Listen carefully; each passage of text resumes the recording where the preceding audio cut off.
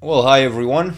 It's that time again. It's time for a new astrology video. And today we're talking about the Jupiter retrograde in Scorpio of 2018. Now, this retrograde begins on the 8th of March and ends on the 10th of July.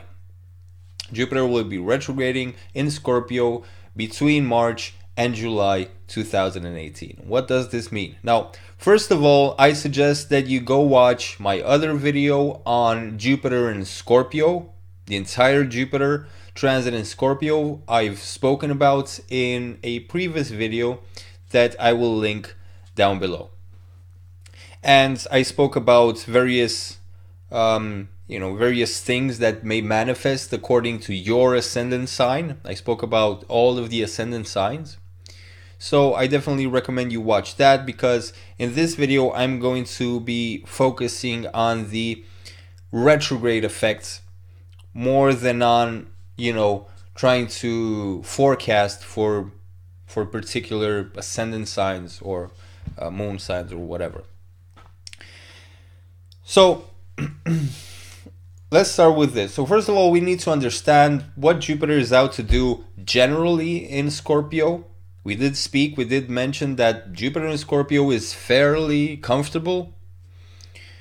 Now Mars was in Scorpio, Mars rules Scorpio. There was a bit of derangement. If you watch my video, which I will also link, about Mars transiting Scorpio, just for reference, I did mention that there will be some conflict about the right and wrong of things with Jupiter and Mars in Scorpio, and hidden things coming to the surface with Mars transiting Scorpio.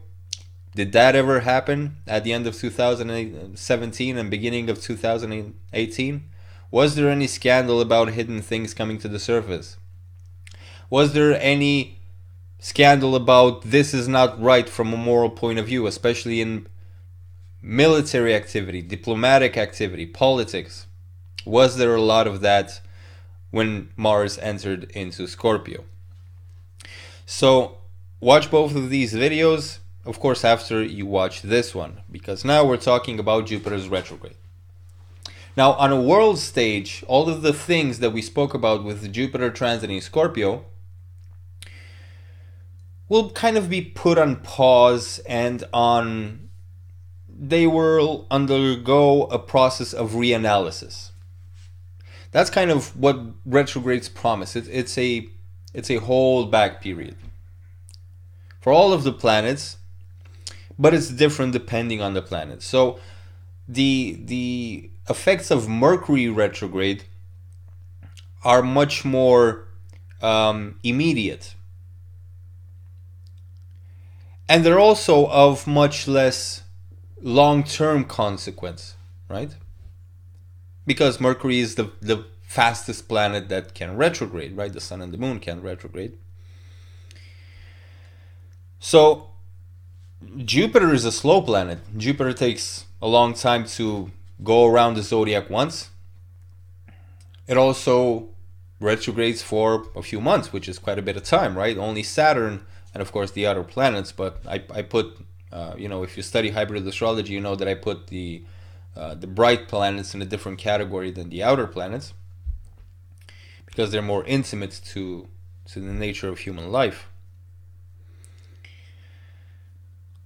So Jupiter is fairly slow, so the effects of the retrograde and of Jupiter transits are of more consequence than the transits of the faster planets.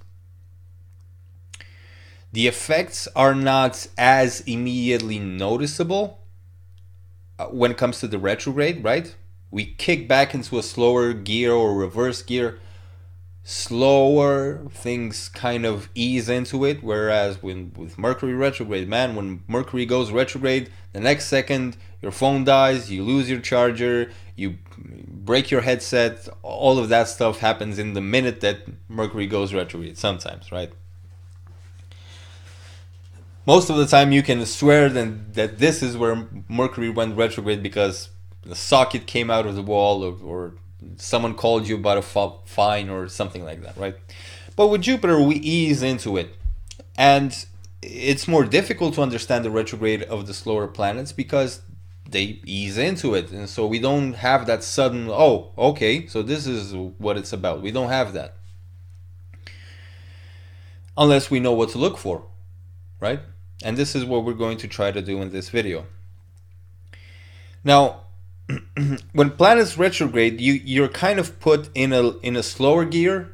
Things represented by that planet, either universally or for you personally. Again, if you're a student of hybrid astrology, you know that planets represent different things for different people, but there are also a set of things that they represent universally for everyone.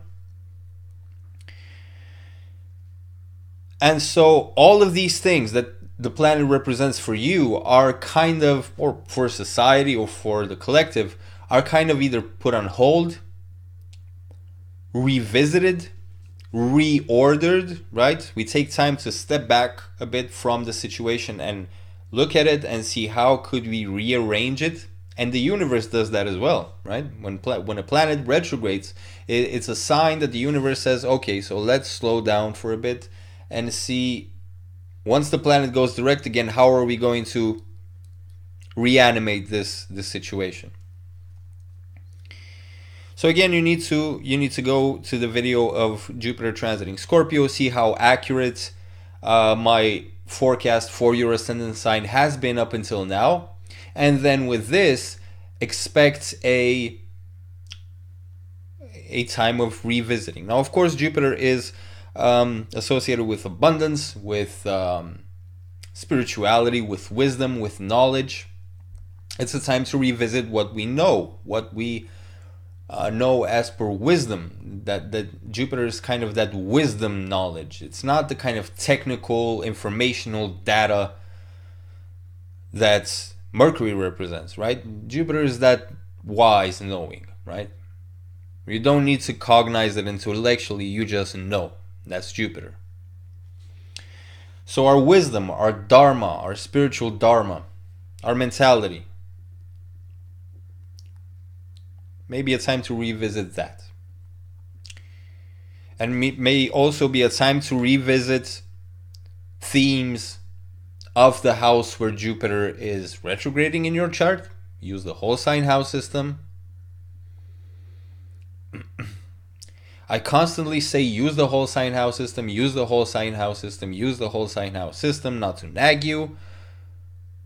You know, if you want to learn my style of astrology, you'll go learn hybrid astrology from my textbook. Otherwise, you'll learn whatever you feel that is best for you. But countless times, people come to me and say, well, here's this transiting planet, and it's transiting by this house according to Placidus, right? According to the popular house system. And it says here or there, or this astrologer told me that these effects should manifest. And every time when this happens, I find myself telling them, okay, so this is what this planet means. This is what this planet means for you specifically. And according to the whole sign, this is the house where it's transiting. And these should be the effects. And they're like, mind blown. Yes, this is what's happening. Use the whole sign house system. So wherever Jupiter is retrograding through your whole sign house system, it will be a period where things will reorganize. Now, it's very probable that there have been significant developments in that area, and the blessings of Jupiter have come to that area, provided that, you know, it's not a house which is adverse to Jupiter, either by the nature of the house or by the relationship of Jupiter to that house in your natal chart. But generally, Jupiter will bring at least some form of blessing. Even at its worst, it will bring some form of blessing in the house where it transits. Even if you're not completely aware of how. So take a look at that. Now, the situation will develop more if you have received or have had developments in these areas. Look to that house, look to the opposite house, look to the houses that Jupiter rules in your chart and where Jupiter is placed in your chart, right? You need to know what's the hierarchy of that. Not going to go too much into it. There's a hierarchy to that, things that are more important than others. And then there's a particular way to mix them to understand accurately what's happening. So look at all of these things. Now, if there have been developments throughout this retrograde period of Jupiter, keep those things in mind.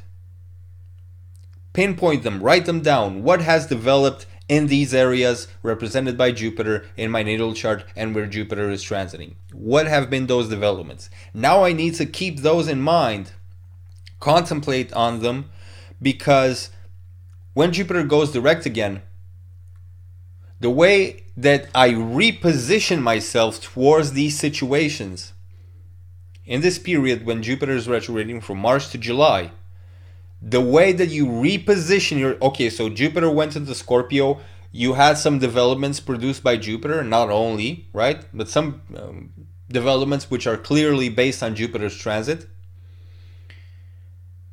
Understand those. Okay, you understood those. Now, what do you want from that situation? Be clear about it. What do you want? Did it go in the direction that you want? What did go in the direction that you want? What more could have happened? How could it have been better?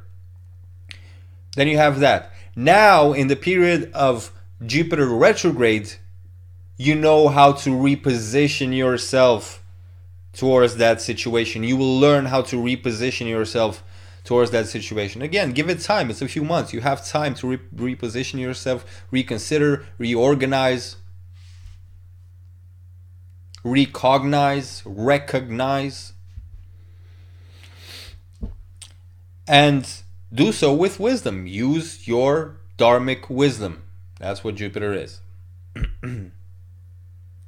Now, when Jupiter retrogrades, Mars will still be in Sagittarius, so it will still be governed by Jupiter on the world stage. It's tricky. I already made some predictions for this Jupiter cycle.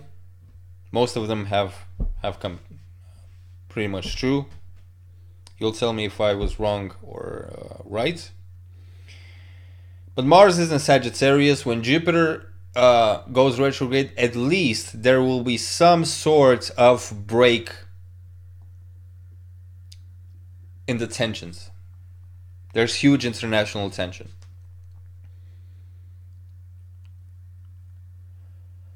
I foresee a bit of a break in the tensions, but it's not because people are going to make peace. They just want to understand how to reposition themselves in order to dominate the other side better once Jupiter goes direct again. And of course, this is more about Mars, but Jupiter is about the right and wrong of situations. And there's a lot which is not quite right about many of the things that are happening.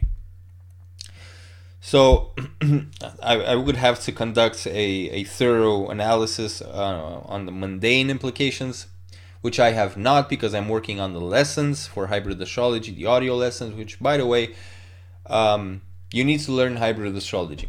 Let me just put it to you that way, without the kind of marketing lines and whatever. You need to learn hybrid astrology. It's the most, the best combination of profound, clear, and simplified that you can get. It can get you very far. The textbook is crisp. It's very clear. It has graphics, everything you need in order to read natal charts, natal horoscopes. Of course, we'll expand into prediction by the end of the year as well. So get on board. You need to get on board with this first before we can get into that. And now I'm making the audio lessons, which I will all link down below. Audio lessons, textbook, go get them. So again, your knowledge, your wisdom, your dharma, your notions of right and wrong, revisit what you think is right and wrong in regards to the situation in your life, especially in regards to the situations that have to do with the house that Jupiter is transiting, the opposite house is ruled by Jupiter, and so forth. So, guys, I think this will suffice. Along with the other video, I think this will suffice. Now, I do want your feedback on this, whether it's now when you're watching, whether it's a month from now and you remember something from this video. leave some feedback. And go follow me on Instagram. I post regularly on transits. I announce the lessons when they come out there, and there will be much more very soon. So thanks very much for watching, and subscribe to this channel. I'll see you on the next video.